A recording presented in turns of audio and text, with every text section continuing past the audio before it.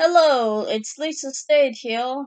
Hello everyone on YouTube. It's Lisa Stade here of the YouTube channels Lisa Stade and Hitler Obsessed. I will now do part 11 or part 12 of the movie Downfall of my review and the real history behind the movie Downfall. That's from 2004. That's also called Bruno Grant. Not Bruno Grant. That's the guy who plays Adolf Hitler. That's also called by its German name of the Untergang or the Untergang, however you pronounce that. Uh,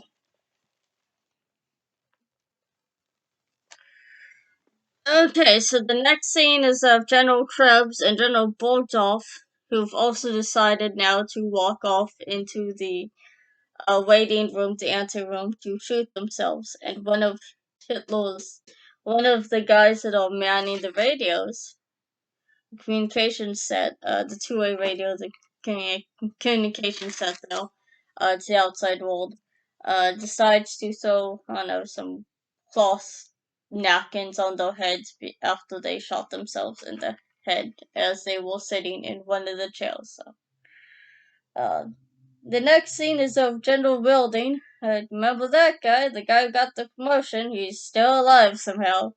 Who's driving around in some communication radio broadcasting truck to tell everyone to cease firing, and everyone's just wandering around dazed. And he got Peter Krantz, who's runs home, but realizes his mother and father are now dead and hanged because of the. I guess he's the Gauleiter there. In the scene, you'll see him. He's hanging a couple of people early on in the movie. So yes, people did get hung by lampposts in real life during the last of the war. If they were disorders, they would be shot or they would be hung by a lamppost by rope with their hands and I think the legs bound and a sign that says I am a traitor to the Volk in the fatherland. But yeah, in this scene, the ceasefire scene before General Welding passes out because he's so hot in this unair conditioned truck in probably a long sleeve, long pants uniform in pretty much the Neil May. Uh, you see that same Gauleiter walking off with some rope and his a group of SA brown shorts there. So, like, everyone's told to cease fire, and this guy's sitting in La La Land after killing Peter Kratz's kid, who's now an orphan. Uh, but the next scene is of Trudeau Zhang and some of the other secretaries and attendants and soldiers trying to make a last ditch breakout through the fuel bunker, which they end up escaping through a secret passageway from the fuel bunkers, the bunker network underground Germany that Hitler had built for forces and for people to hide out in, up back up above ground into the streets of Berlin, and they'll happen to avoid the Russians also. I mean, Trudeau Jung and everyone's got the little cyanide capsule still, and in the scene, she's still holding hers. She still has that little thing, that little just terrible person Hitler gave her, just in case if the Russians can get a hold of her. And even she ends up, does walk into Hitler's study as after he's dead, after his body's been cremated, and then just instantly runs off.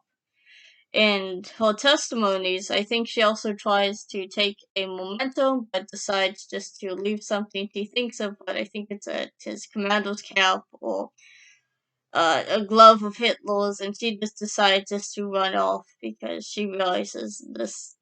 It's done for. Like, who cares? Don't take anything with you. Just you got your little capsule of cyanide, personic acid that Hitler gave you. I think that's enough. Don't kill for the dead, I guess to say. It's a bit of gallows humor there. But eventually, so all the guys there of Trudeau Jung, the soldiers and stuff, all sitting there eating their military rations. And eventually people do end up getting shot who are trying to escape, and they're trying to wait for everyone else that's part of the group because they go in separate groups. Like Rudolph is with one group, I think couple sectors with another. One of the soldiers that is with Trudeau Dong's group does get shot in the head, so by the Russians. And another scene of this, they'll escape over to the Allied American lines, or to avoid the Russians, or to that was it the military SS hospital again, clinic there. Uh, Eventually they meet, they bump into another German who says, I'm a German, who's another soldier there. They meet up with him, and then the next scene is of Trudeau Jung making their way finally to that hideout residence of the SS there, with Dr. Schneck and the Nazi officials, who are hiding out, before the Russians come, and they do end up seeing the Russians coming in towards the direction, and a bunch of the German soldiers start breaking their weapons, dismantling them. And several of the generals and of the SS officials end up killing themselves after another German official or SS officer turns up saying, the Russians are here. It's all over. We surrender. And they end up killing themselves. Um,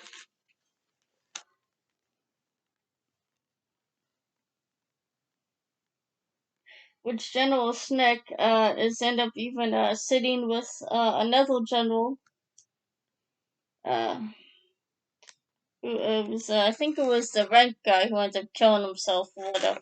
So, but the next scene is of Trudeau Jung, who sees the Russians there. She's walking just dazed, and she's got Peter Krantz who runs up to her and holds her hand, who is now an orphan. And one of these Russians, as she sees these guys, dancing, playing whatever Russian song, Cossack song, whatever, and enjoying celebrating their victory, one of these Russians comes up to her and hands her a drink of, I don't know, vodka, beer, alcohol, coffee. Just smiling at her, like, hi, how you doing? Wanna hook up? Don't swipe left on me, Tinder reference though. But Peter Krantz just, shakes, Trudeau Jung's hand and lets her know he's not a good guy. He's probably looking for something else. Let's get the heck out of here. And so she wanders off and leaves everyone, and ends up in the next scene of Trudeau Jung and Peter Krantz sitting and I guess in some ruins there. It looks like kind of like it's the field bunker or whatever, or bridge or whatever. And Peter Krantz finds a busted old beat up bicycle that that he decides with Trudeau Jung to ride back home to her folks. And the next scene is of her riding her beat up push bike with Peter Krantz there as her, I guess, new adopted son or whatever, back home to her folks. A nice wooded, forested road that looks kind of like Grass Valley. It has that, Nevada County, Alta Sierra Grass Valley vibe somehow. But that's pretty common in Germany with the forests and stuff. Looked pretty simple, I guess. Uh, but yeah, and the next scene is of, the back to the scene is of Trudeau Jung saying, mentioning about the sign that was put up for Sophie Scroll, who was another student around Trudeau Dung's age when Trudeau Dung became Hitler's secretary, and tried to stop him with the White Rose Resistance. That would be an interesting series of videos I should do sometime too. There's also videos of that too. And she tried to stop him. She says, I should have known what Hitler was doing. I was so close. Why didn't I stop him?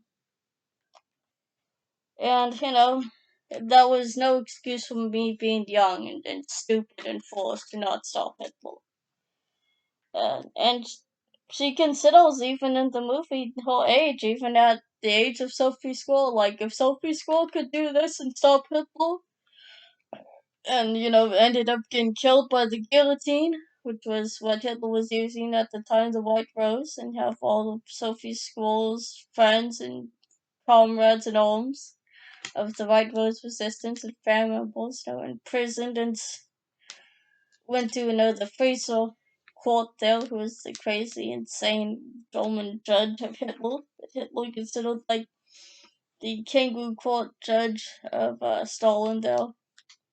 He said, why couldn't I just stop him? I was so close. I was so close to him, and I didn't stop him. And yet I used my youth and my age as some stupid excuse. There was no excuse at all. Uh,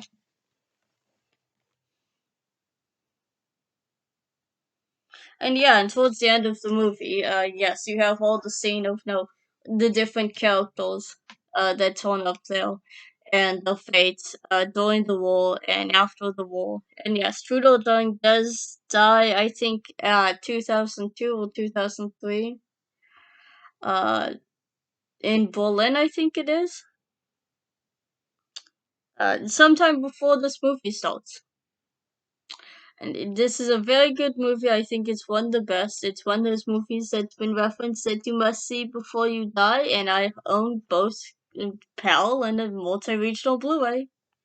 And I've liked the movie. I've liked the prodigies.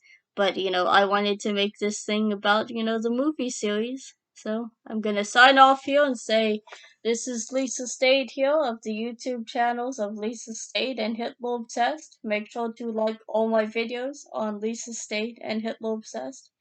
Hit the notification bell on my channels of Lisa Stade and Hitler Obsessed to get all notifications of future videos. Leave comments on any of my videos that are available to leave comments uh, for Lisa Stade and Hitler Obsessed for my videos on my channels of Lisa Stade and Hitler Obsessed. I would love to reply to you as soon as I can. Donate to my my Patreon and become a patron and pledge and donate to my Patreon there for Lisa Stade and Hitler Obsessed. You can donate to my Subscribe Star channel my subscribe star account for Lisa Stayed and Hitler Obsessed, and my BitChute channel too of Lisa We Stayed there, and donate to those also. You can send me a friend request or a comment, or a friend request and a comment there on my Facebook page of Lisa Stayed. And you can visit my bitchute.com channel there.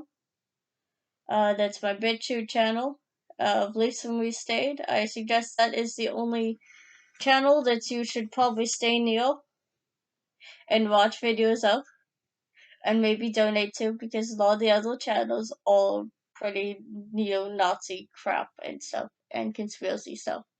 And mine is probably just the only nice little exception to the rule of actual historical fact and history, and to be that voice in the wind to say, yes, Hitler is so evil. Please stop doing this stuff on BitChute too. And get your shit together, BitChute, for love of God. Bye now, and I hope you guys all have learned something wonderful and well. Oh.